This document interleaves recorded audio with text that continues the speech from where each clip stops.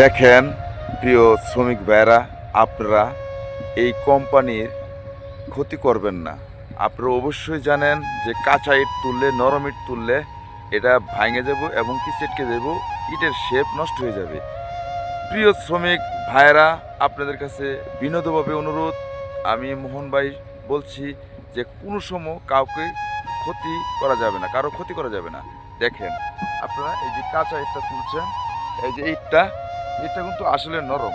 দেখেন এটা কিন্তু আসলে কাঁচা, এখনো উপযুক্ত হয় নাই এই উপরে সন্তরে তোলার।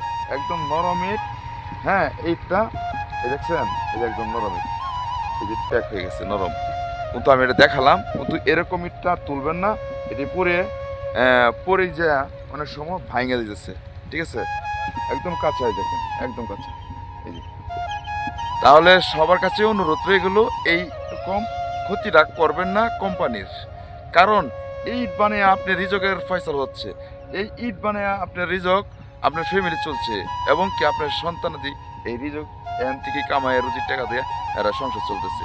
কিন্তু একজনের ক্ষতি করে আপনি যদি এরকম ভাবে কাজ করেন, তাহলে আপনার ক্ষতি আল্লাহর তরফ থেকে হয়ে যাবে অটোমেটিক।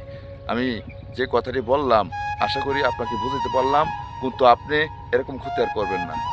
ভালো থাকেন, সুস্থ থাকেন প্রিয় শ্রমিক ভাইয়েরা আমার। সবার জন্যই আমার পক্ষ থেকে মাহের রমজানের শুভেচ্ছা রইল। ভালো থাকেন। আসসালামু আলাইকুম।